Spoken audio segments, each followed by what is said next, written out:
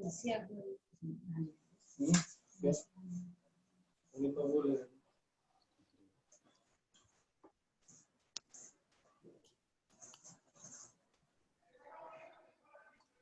we are starting our webinar very shortly, in about next 2 minutes.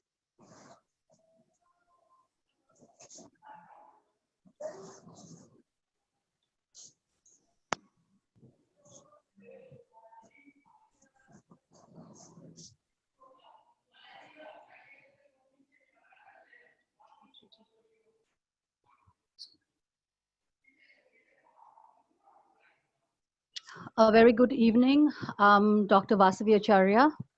I welcome you all to today's webinar organized under the banner of Ecdf.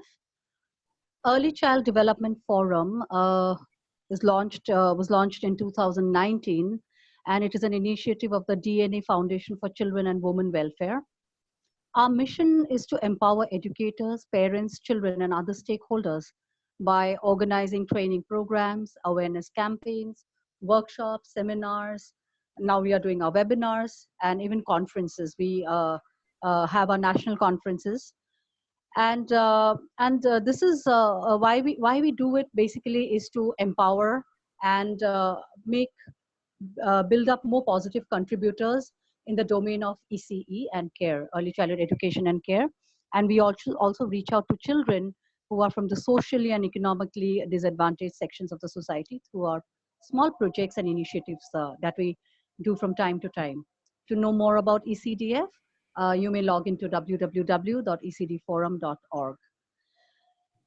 Today, the topic of our webinar is Deliver Next Generation Fitness Experiences at Home for Kids. And we have, as our esteemed speakers, Magdalena and Vitol, founders, natural born leaders. They have joined us all the way from Malaysia. Hi. Hello. Hello. Welcome. Welcome. Hi. And we have Sukalpa Das and Franco Parakka, founder directors Offlate, fitness experts and trainers and models. Welcome, Franco and Sukalpa on board. Thank you, ma'am. Thank you for having us. So this webinar is a continuation of our new series of webinars for parents and educators on child development. In the previous one, we discussed the importance of creativity and creative expression.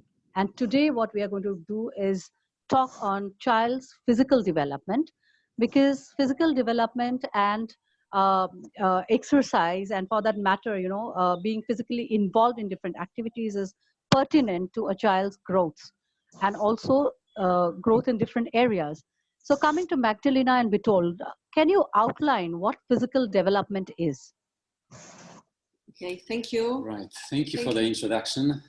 So again, hello everyone. So today's topic is really particularly important, and especially in our current situation. But in general, physical development is of the biggest priority when it comes to child development, and it's one of the most important areas. And so let us show you what other areas are, so that we can see the whole spectrum. And as you can see, there are more than one and even two areas of child development: personal, social, emotional, communication, language, physical development, reasoning, problem solving, knowledge and understanding of the world, creative expression, literacy, numeracy, and recently technology and media.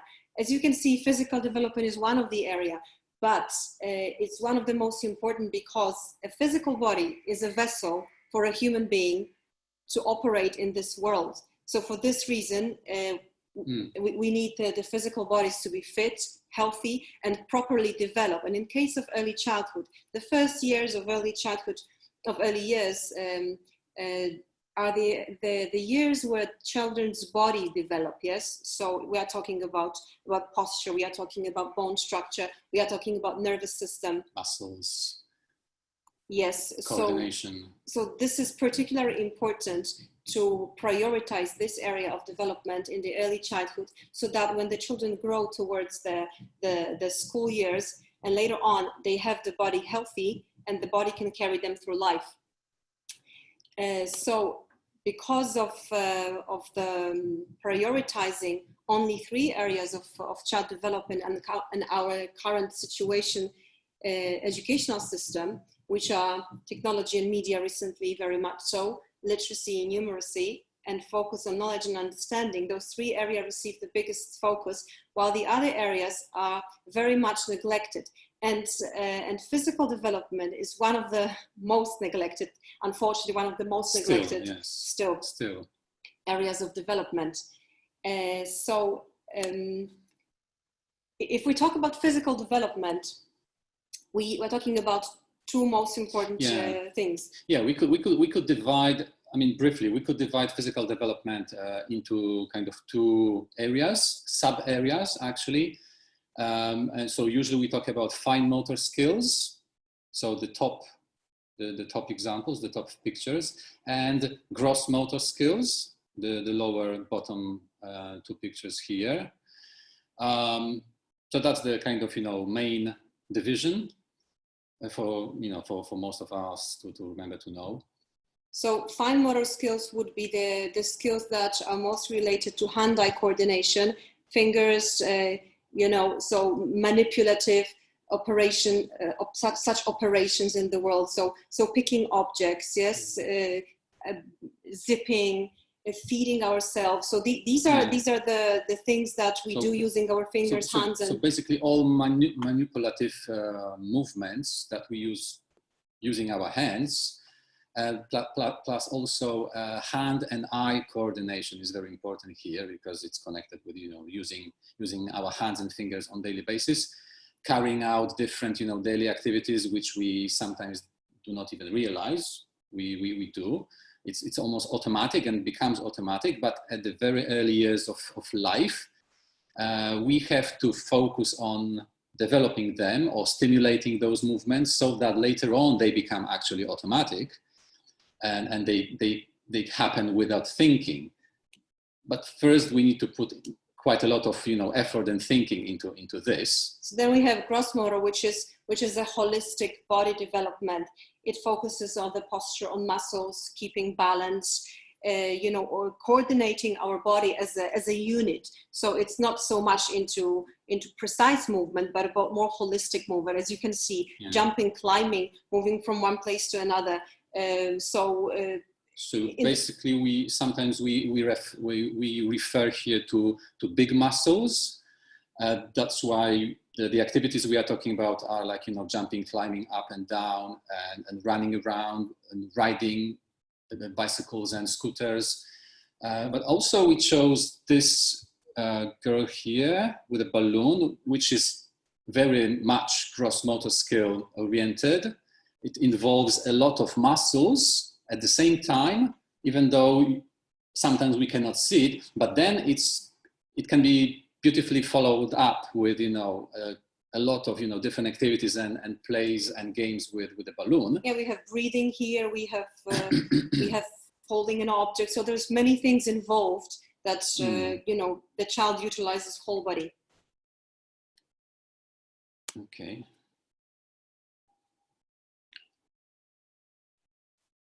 Hello? So briefly, that was... We cannot hear. Vasavi, we cannot hear you. Yes, I just unmuted myself. I was on mute.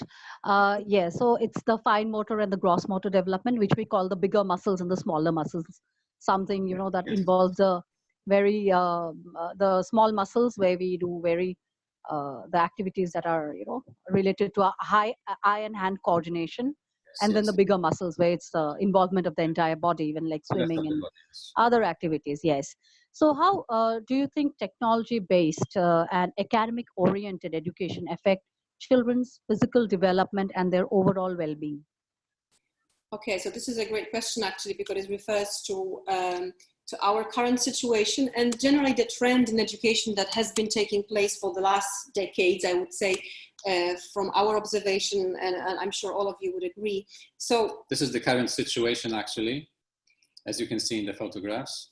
So currently on lockdown, our focus is on technology-based learning. So from books and worksheets from schools, we switch into more screens. worksheets and screens. But if you take a closer look, this involves fine motor, yes, and Yeah. hand-eye coordination. Yeah, so here, fine motor skills. So it's Yeah. more about this, yes. Children using their fingers to write, everything is based basically on writing, on copying, on working with papers or with fingers. Mm-hmm. Yes, so there's not much whole body involved, and unfortunately, all these activities, all these learning are taking place while a child is sitting. Sitting, usually at desks. Whether it's school or desk or at home, the child is in the sitting. same position, yes? So as you can see, there is no even at all any big muscle movement. You know, gross motor skills are not here really utilized or being used at all, apart from, you know, sitting. But then you cannot keep up your, you know, posture straight up for a long time, especially if you're a kid. So then it collapses very quickly, and then you know, your body just leans on the skeleton, and then you are only using, you know, your small fine motor skills and small muscles, still manipulating and trying to learn something.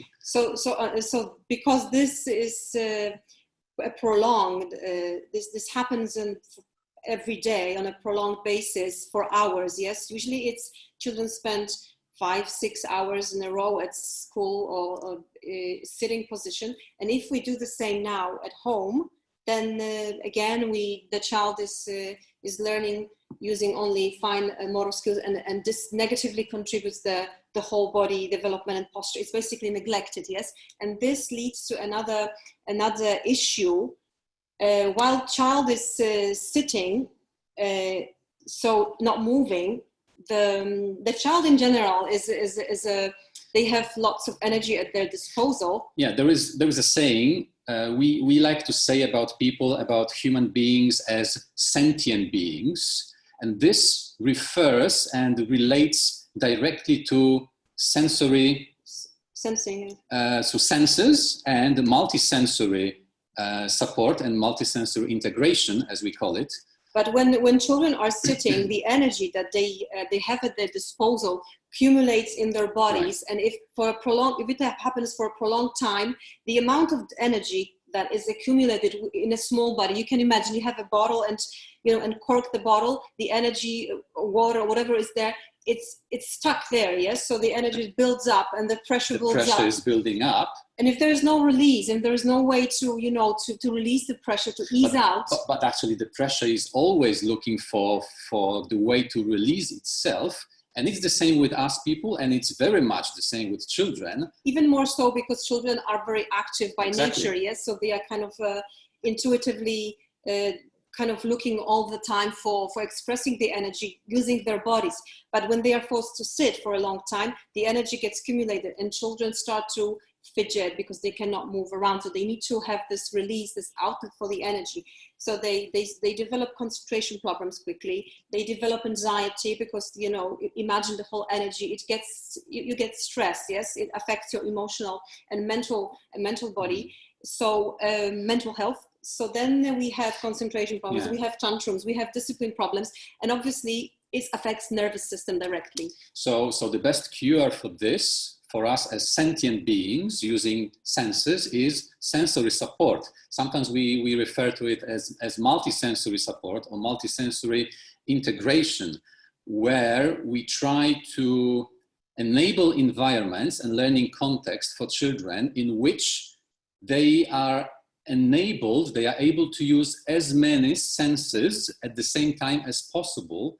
Sometimes, obviously, it's not possible to use all of them at the same time, but it's not a problem. We need to, look through like a kind of, day or week. So the sensory support and sensory development is very, very much a part of physical development and physical health in general. Right. It affects emotional health in the long run and mental health, as I mentioned. So if the children are not allowed to use their bodies as a first vessel to touch, to move, to sense, to smell, to observe, only their fingers and their eyes, so then this affects the health in general. So it's very important but also children learn much faster, and this is scientific. Children learn much faster when they are able to use senses, as many as possible at the same time, or at least as many as possible within some time. Because this is how we are created. And this is how we are supposed to actually learn, using all the senses. And this will involve lots of movement. As you can see in the first picture, there is tactile, there's fine motor, the child senses, but the child is positioned in a small container. They can move their bodies a little bit, but they can figure out where they are, what to do with their bodies, how to go in and out, So then the second picture, we have some sand, we have some pebbles, some everyday objects. The child can scoop, can walk around the table. You can organize something like this easily at home with all kinds of materials, and this supports. There is gross motor, there's fine motor, and there is sensory support as well. Right. In the picture number 3, we can have simple activity, just washing a car. Yeah. There is water, which is very sensory. There's running around. Water is always sensory. Water actually is the number one favorite ever for children. Any water activities. Yeah. So and then we have simple activities in the garden. If you have an option dirt, like that, but it can be sand, it can be Play-Doh, it can be anything that allows children to channel the energy and somehow use also the fine motor and the big body, the big muscles. So in the next example of sensory support, you can see the child walking on this little path with their bare feet. So the gross motor is involved, but very much so the sensory, as the skin touches stimulated here, different surfaces, and in general it allows balancing. It develops special awareness, soothes nervous system, because the child can use the skin. The skin receives the stimuli from the path, and obviously you can organize something like that easily without any specific special equipment.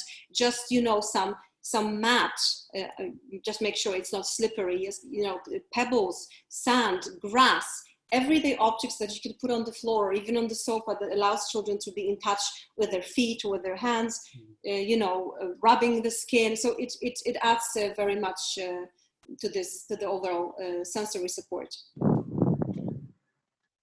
Yes, very beautifully explained. And the pictures had a very good impact, in the sense that it's like you can actually feel the thing, the grass and the different surfaces and the child running over that. Well, coming to Sukalpa and Franco, you've been trainers per se, fitness trainers. So what kind of workout sessions should the child focus on, looking at their age group, and what kind of workout or exercises they can involve themselves in, with the help of the parents, probably? Yes. Okay, thank you for the question, Franco. Yeah, so before I start off with what kind of workout, my mother's a teacher, and we have an NGO, we look after kids, we look after orphan kids, and my dad is a motor neurologist. Now, the first thing is that how do you involve fitness into your daily life? My father is a black belt in karate, and he was also a weightlifting expert. And every morning, I remember, this is like when I was 4 years old, 5 years, this is how back I can remember my workout schedules. So they used to get up every morning, mom and dad used to work out. Eventually, I joined them without even they asking me to join. So it became like a very family setup that, workout is part of your life, like how you're going to eat, you're going to go out and have fun, you're going to, sleep. This is part of your lifestyle. So, parents plays a very important role in kids' life, what to give them in their lifestyle.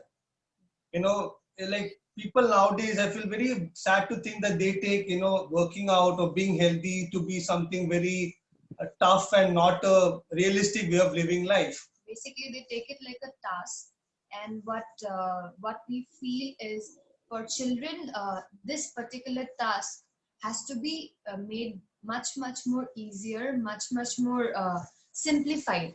Like Magdalena has already presented, the importance of a correct posture, the importance of channeling the energy when they are very young. So I think this channeling of energy, the workout is much important, even from the physical point of view, is because of course the gross motor thing is there, but then there's a thing called primary muscles. So you have to really have certain amount of movement when you're young for these primary muscles to grow and adjust to your particular body structure. This this will initiate the maximum development of a child. And because the early age is the best time to develop, I think Franco has a beautiful concept about this primary muscle development. So what we do with my mom's school and the NGO and stuff, when we have kids come over and stuff, we start mimicking primal moves. Okay, primal moves and basic moving, like lifting up stuff. Like you drop a pen, how do you lift it up? So there we also imbibe how your posture should be maintained. So we make sure your back is actually curved, it's not slouching. When you sit straight, when you do squats, so we train kids to do basic squats in a very playful manner with music, and also we have the body dance, so we sit down thing, so we teach them, you get the whole posture done right. So there are little things like push-ups can be, of course there are a lot of professional way of doing push-ups, and there are very easier way of doing push-ups, so kids are taught from the more easier way. So all that thing, getting your core muscles strong, which is very important nowadays. Uh, on the contrary, this will also help you, gain your bone strength and muscle strength.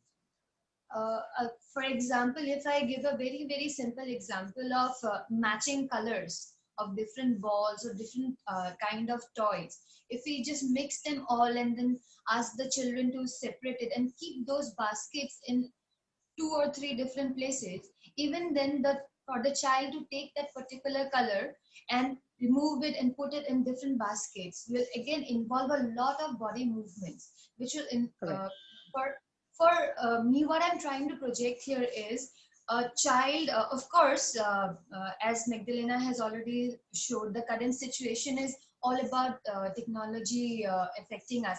I'm not very against of it, because technology is the future, and our future generation need to know it on a very, very pro level. So for them to learn new skills through technology is great, but then we can always limit the screen time, and in between those screen time we can have a nice little play session or a nice little song and dance session, something which will keep their primary muscles moving, as well as they should enjoy the movement. So so I would just like to add on to a situation which we had about 7 years back. So we had a kid join us in Playway in one of my mom's NGO centers. Very good parents, very well educated, in a very good lifestyle. It was about 3 when they joined. So when the child reached about 4 plus, around 5 years old, it was had severe back issues, severe knee joint issues, and leg pains. So muscles get fatigued a lot. But the child was brilliant in studies. So they had taken them to Delhi and taken them to doctors and stuff. And what they figured out was the muscle. That's what Magdalena and Whitfall actually think. They're not moving. What they did was just parents came, they taught them this that. So the muscle was underdeveloped because of over sitting down. The core muscles wasn't strong enough. So I think such situations and such examples always tell us, you have to work out. And coming to Vasu ma'am's question, what are the workouts we have to do? Of course, I would not tell them go lift weights or power lifting. No, basic movements. You can jump on the spot. You can dance. You can do basic movements like squatting, push-ups, jumping jacks, skipping. You can run with your child. Toddlers can run a bit. Play in the sand, playing, jumping in sand, running on sand will always give you good form. Your agility becomes better, as well as your motor systems always become stronger. So these are basic things you should do with your child. And it's all on the parents to actually put this good habit in them, and tell them it's a good habit. Parents and teachers, because teachers are the second parents. So, yeah. So basically, we, even in our preschool, we have a lot of activities in the morning for children, and they come and they dance and just do whatever they want to do. Even they have a lot of free play, so they just play unstructured, and we have those structured play activities as well, just to tone them up, kind of make them more active. So this is a question for Franco and Sukalpa again. How much activity is necessary for maximum growth and development of a child, like, over exercising or being overactive. I think that also affects a child negative. So what is your suggestion on the amount of activity? Because parents, being layman, they might not know, because we, we get the children at school, but now the parents are home parenting them most of the time. So what is their ideal thing, like ideal kind of a situation? Thank you for the question, Vasirba. Actually, the first day when you approached us for this webinar, we were thinking exactly the same question: how much is too much and how much is too less? Because once I remember, during one of the visits to an NGO, we were told the children sometimes don't carry their own school bags. So the moment they see their parents, they have to carry the parents have to I don't know, they always carry the school bags, and it has got them into a habit that okay, mom and dad will come and they will carry the school bags. So even that small little two books weight also they don't take, or are not allowed to take. I believe it in a different way. If the load is different, then probably the parents or the teachers can come into the scene, or else not. Now when you ask about why I came to this point, is because these kids are so young. They are like Franco's mom is a teacher in a kindergarten. So these are basically a little more bigger than toddlers. So we were going through certain research by WHO, who has laid down certain guidelines about how much physical activity is necessary. So we came into a study where it showed for toddlers, 30 minutes of organized play or organized activity is necessary, whereas 60 minutes of unstructured, what you already do, Vasavi ma'am, what you already do in your thing is necessary. I mean, that's the guideline. We can always play around it as per the energy level of the child. When it comes to a little bit much more mature, like elementary school children, I think for them the correct number was 150 minutes of physical activity. Now those 150 minutes can be revolved around their particular interest. If like when I was a young child, I remember jumping around just to get into the pool. So I wanted my kind of extra activities. The physical activity was swimming. For some people, it might be crickets. For some people, it might be those Basketball. that golf thing that they play, the skating thing, the tiny area. So I mean, it can be different for everybody. Probably badminton or table tennis or something which just involves a little bit of thing can be incorporated into the 150 minutes, as well as because I think the movement that we have already in the house on normal days, not during this lockdown, uh, is nowadays, it I think that is correct, not really correct, but I think we are going there, because nowadays most of the schools are encouraging a lot of extracurricular activities. They are taking children for zoo visits. They are taking children for other Reiki, uh, other sports activities. I think schools are promoting it. It is coming into the children's mindset how much important it is to gel around, how much important it is to go out and see places in person. So I think the next generation is in better hands, because we are all aware. So now So I just want to add on to this. That is like, with research and what the government says and WHO says, they give a particular time and amount. But then with my experience, there's never exactly a particular time, because what happens is a kid might have a bad day. A human being can have a bad day and he might not perform properly, would not be in the mood to work out. So it is upon the person who is monitoring him or the child, you must know what is in the mood of the child right now. He might have a bad food habit. He might not have a complete nutrition. So he might not be able to perform or play properly. Other thing can be he might not have adequate sleep. So that is something, or they can be other peer pressures where someone is actually outperforming them that they don't want to play. There have been issues in schools where kids are outperforming other kids. So they say, okay, I am not good in this, but so I walk out of sports. So rather sports should not be something, I think for the toddlers, it should be not a competitive thing. Elementary school also should be not a competitive thing, but should be more of a fun thing. Keeping themselves healthy should be the goal. And now the fitness industry has changed so much that it has all come out of, before it's a very bodybuilding centric, have bigger biceps and, that look good. But now things have become, you multitask. Maybe one day you swim, maybe one day you play sports, one day you lift weights, do gymnastics. This CrossFit that has come into the industry right now, calisthenics has come in. So the whole industry has changed. The outlook of fitness has changed now. So I think children are the best calisthenics experts. I would say they're more flexible and they do things. I get astonished by how fast they learn exercises, and if you teach them the right way, they learn much faster than a grown-up does. So and children actually never tire of play. Sorry to interrupt.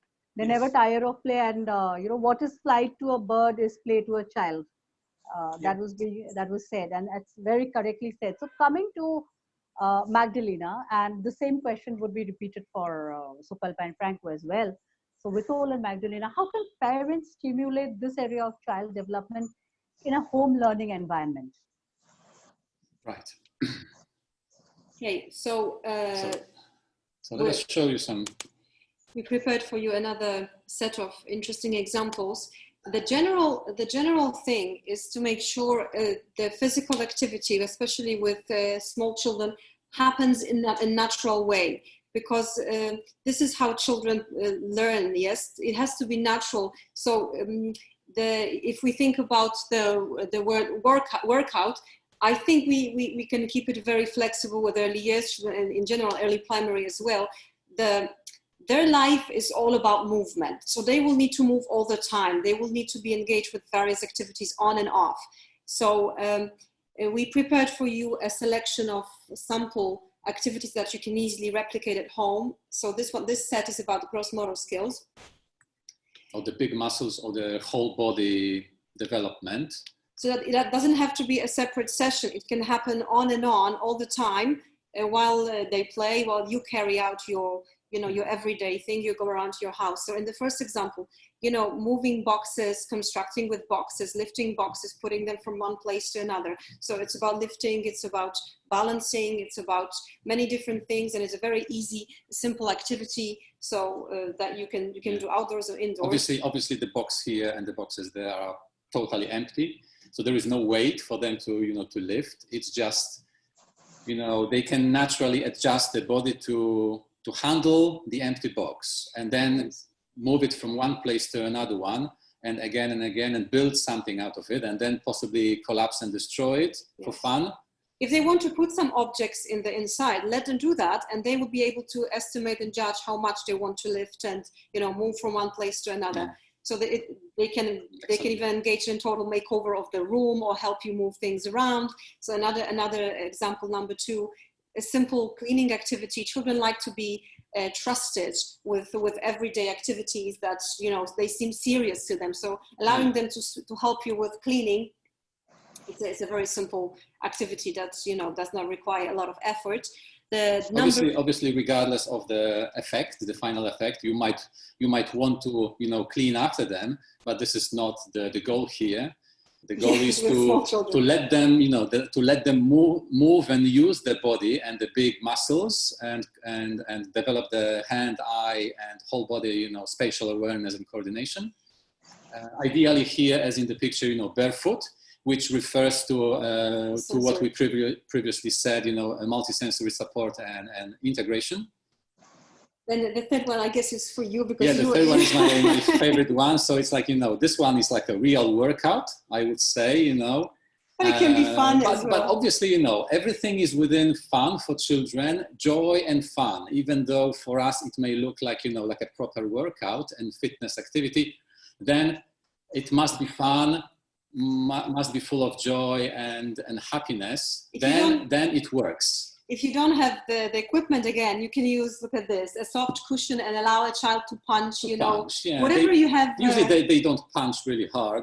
So you will be able to use cushions, not really anything special for that. If you are lucky to have some outdoor space, you know, in your vicinity or balcony, anything, garden, and if there is something to climb on, it doesn't have to be rocks like in this example number 4. It can be anything that the children can safely climb on. Then this is enough to keep them engaged and move around. Then the next example number 5.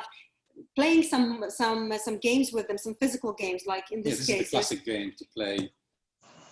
But there can be many more. And number 6, having a space, ideally outdoors, but it can be indoors, when they can, you know, slide, jump, roll over, climb up and climb down and jump around.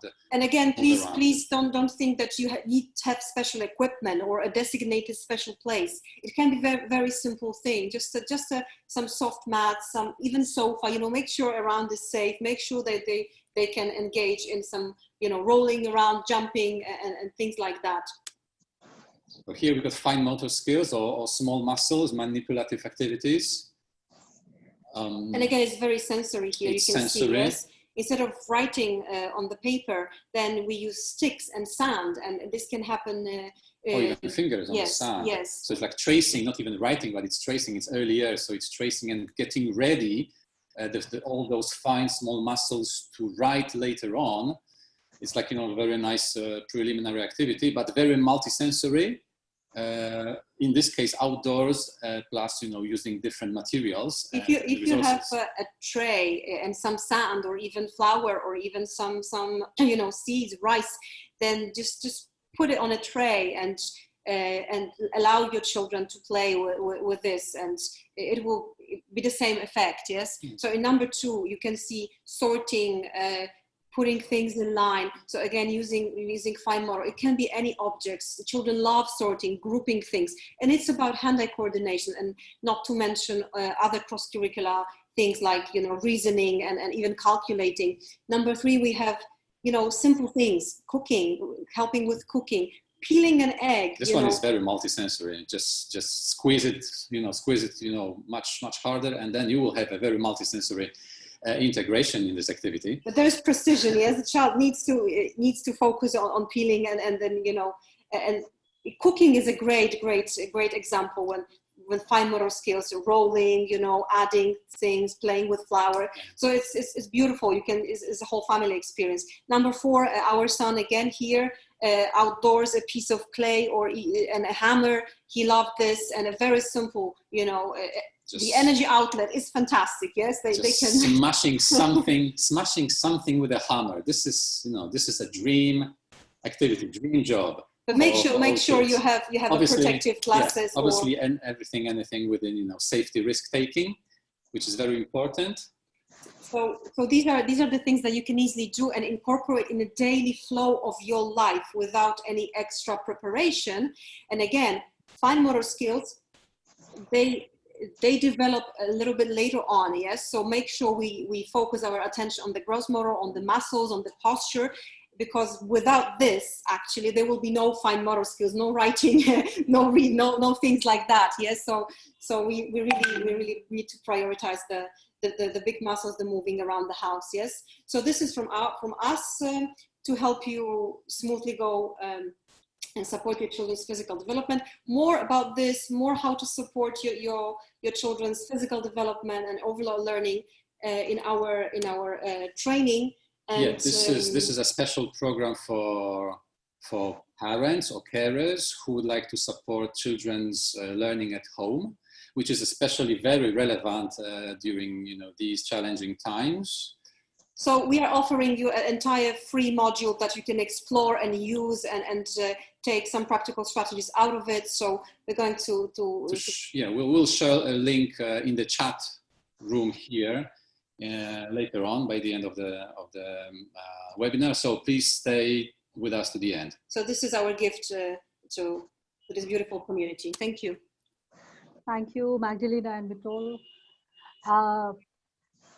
So basically, we believe in this, you know, hands-on learning. So that is what we are doing in our schools, in our preschools, and where children get involved in the activities more than, you know, looking at and learning through that. So even that peeling of an egg or cutting a fruit or something or the other, playing with a hammer. A lot of apparatus that are used for the fine motor as well as the cross motor development. And now we get to see these cute gyms in the preschools, very nice cute gyms for children to work out from time to time. So I've seen all of those, so they're pretty interesting. So coming to the same question to Sukalpa and Franco, how can we create a congenial environment at home for children to enjoy their physical education as much as they enjoy other play activities? Okay, so first of all, I really like what Magdalena and Vitol actually told about it was fun. The word is just fun, Education should be fun, your life should be fun, it should not be like you're doing a task, Herculean task. Study should never be a task. It should be all about learning and enjoying it and using it in your future life. And same way, being fit is also part of it. They've already covered a lot of aspects, detailed aspects of it. Like I said in the starting, how I got into fitness was because my parents were into fitness. I saw them, I got into it. And my whole family still now, all of us into some form of fitness, the whole family. Even though we're working in other sectors, we still, do certain fitness activities throughout the year. Now for, young parents, the new ones, this is my advice, play with them. That's the best time you can have. And I would suggest, like activities like you can do tug of war on the bed with your bed sheet. So they're on the bed, it's safer to fall down. They will have nice place to, at home. Since we're all quarantined right now and maintaining social distancing. So bed is one of the most safest place to, do workouts for kids. There's a safe place in the house. So if they fall, there won't be any, drastic measurements of running to the hospital. So, playing games on the thing. Dancing is one. There we are in this age of information. There's YouTube, there's Google, there's vast array of information in the net. You just have to take out time for your children, go through it, see what is feasible for you and your child. Pick up, You can dance looking at the monitor nowadays. So they have this step-to-step guide. I think that's Right. a very Absolutely. great Yes. thing to do to get a child occupied, and also to channel their energy, which is like really, really big energy. So one of the small things that the parents can do, and if they are comfortable with having a pet around, so even if it's a dog or a cat or whatever that the child likes, having the pet around will also incorporate a lot of movement and a lot of learning. In fact, create empathy, the sense of empathy in a child. It might just begin with the pet around them, and especially for children who are the only child, for them I think it is great to have a pet around, and to for them it's like it's more of a mutual bonding, where the physical activities are plus, and then they start getting the responsibility of, I have to take the pet outside and I have to take it for a walk. So that also incorporates the child to go for a walk. Yeah, that includes all other activities like how we told and Magdalena said, washing a car, helping in the household activities, going for groceries. It's a multi-learning process of being yourself like healthy, you're using a sensory thing, as well as you're learning something which will be, I think, you can use it for the rest of your life. And that is the most biggest essence of education and knowledge. So that is one thing we can think. And the other thing I want to add on is, parents always want happy kids, right? So you make sure kids work out or exercise and have fun, because that's how one of the reasons your body creates a hormone called serotonin, which keeps you happy. So exercise actually helps you do that. So if you have a happy kid, you have a very beautiful environment in your house. Yeah, I think rewarding system about if they do something good, if they say something nice to their neighbor or to their siblings, if they do something really, really cute and really, if they are able to peel an entire orange all by themselves in a very nice way, the time of rewarding them can be also a time of like a small jingle among the parents and the child, or something like, okay, you have done a great job, and then everybody will come together and they'll hug and have a high five or do something very small which can be repeated all throughout the day, as a part of the rewarding system for the child, which the child enjoys. So like if you do something good, maybe for the weekend I take you to the park, you know, so we can all have a family time as well as go out, use the slides out there, swing, play, you know, sometimes getting So dirty. all of that works out, and you know, parents have a big role to play in this. And we can move on to the questions. I mean, I think there are 2-3 questions, but before we do that, I have a small announcement to make of our workshop that is coming up. ECDF is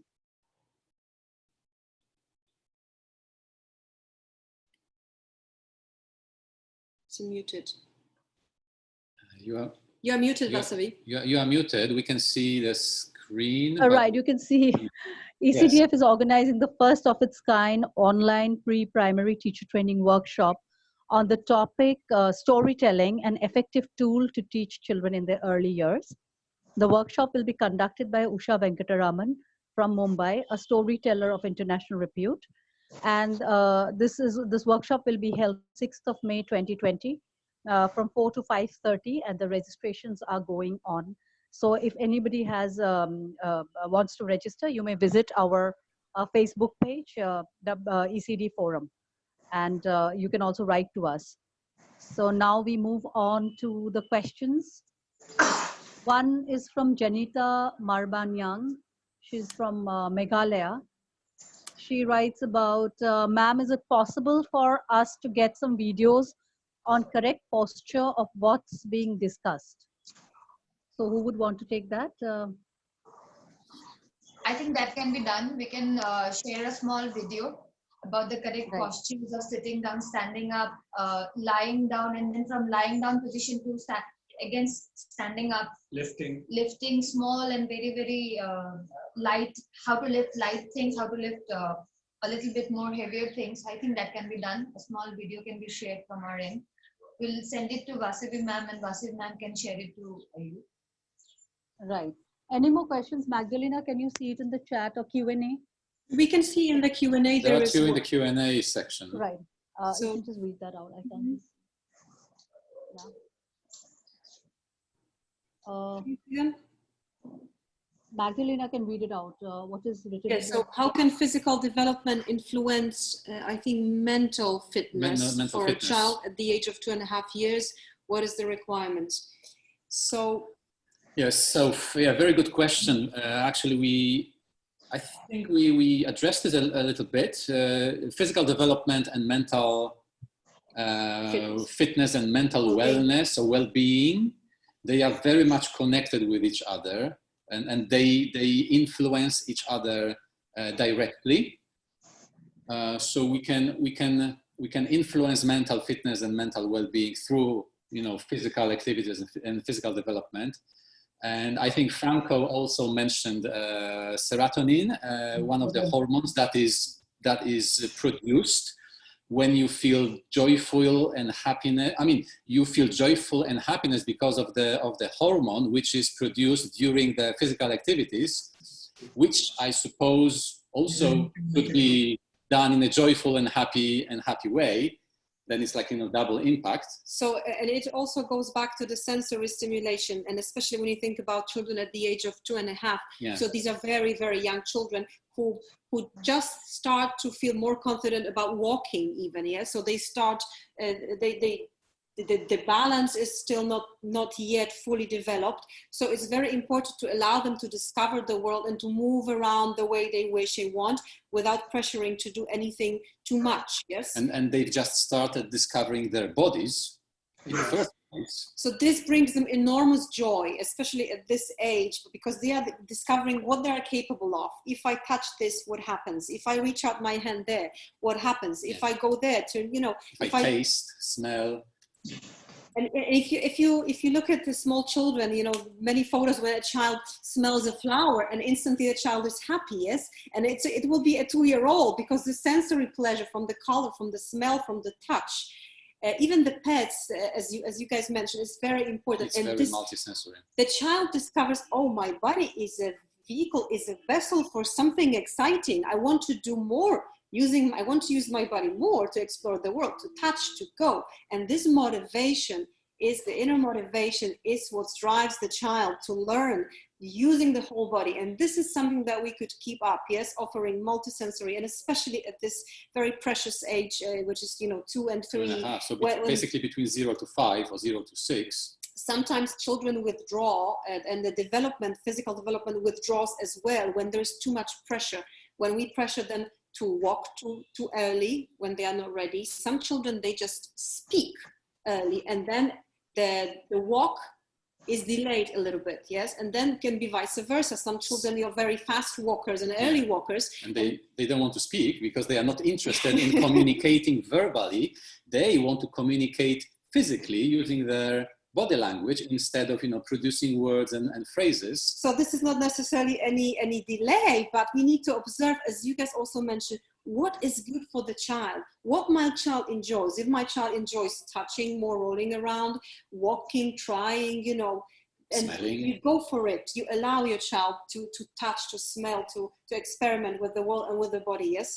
So this is the best way to do it. That gives a very good, even mental health, because the child is happy. Yes, exactly. The happiness brings a lot of positivity and, the positive feelings in one, Yes, absolutely, because mental health is about happiness and feeling joyful. Yes, absolutely. So we have a second question that says they want some link to these, exercises and kids songs and all that we can share later.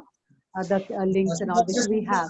One thing is that since a 2-year-old child, we would not say exercise for a 2-year-old child because, like they say, they're young. They just, understanding their sensory organs, they're exploring the world for the first time. The colors, everything new for them. And just an advice to the parents, with your doctor's approval, assisted stretching, massages, so that there's proper amount of blood flow. So don't make them, force, like how Magdalena and Vitford said, don't force them to walk or don't force them to crawl. They will, that's their body metabolism. They'll understand their body, they know their body. They know when they have to move. So for a 2-year-old child, I feel what you can do is wait, watch, enjoy the age of their growth. And what you can assisted stretching, assisted massages, that's max you can do for 2 years. Yeah, as you said, Franco, providing they are physically healthy and fit. Otherwise, they might need some extra support and help from the outside to develop and to move forward.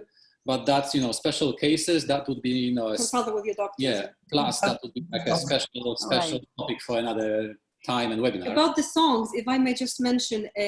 You may try to use all kinds of music, even classical music, without lyrics, and to see how your children react. I remember our son, when he was a toddler, he loved classical music, but intense, the very... Like marches. Marches. And then what he was doing with his body answering to those music, there were no like nursery rhymes. It was just classical music, He kind of never liked nursery rhymes. Related to your culture, to your, your country, your region. It's amazing what you can discover your child is capable of and how they react to this kind of music. Right. So they can just get some, Sukalpa. Yeah, I want to mention that nowadays at this age, most of the parents get pretty much annoyed very fast, and which is why sometimes just to keep the child calm or just to keep them occupied, we just hand them over a chips packet or some or a cell phone, or sometimes even worse, some very very processed sugar food. Or probably a very, very high content sugar, full of glucose stuff, and then which indirectly is not helping the child because it is not calming them down. It's actually more dangerous to the parent themselves. And it will affect the child's sleep. A proper sleep for a child is as much important as exercising in terms of physical development, because without that particular rest period, their body will not recover. They will not wake up healthier, which will again affect the entire day the very next day. I think parents should and because 2 years to probably 5 years is a time period where parents actually have a say on what the child will eat, and probably can stop giving them bad or more sugary food. I think Yeah, that probably can create the habit, give them the habit of eating healthy. Yes, And exactly. monitor what they are doing, because most of the time nowadays the children, they lack monitoring because parents are busy in their own lives, and that that monitoring that we had in our early years, that's lacking most of the time. Do whatever you feel like doing. The food is full of junk, fridge is full of junk food, so children have whatever they feel like having. So I think with exercise, a good diet, a nutritious diet is comes and sleep. together. Yeah, Vasev, sleep is as and important sleep. as exercising. Sleep is Yes. very So this sums up our entire discussion on physical activity at home under the proper guidance of parents, and what they should be doing right now and even after the lockdown, because physical activity is most Absolutely. pertinent. It is irrelevant whether there's a lockdown or not. It is Yes. it's our everyday life. It is our way of living, right?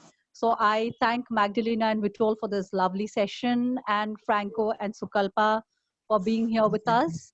And everybody. right, and so we will again meet in our next webinar and the workshop that we have on 6th of May. So until then, goodbye.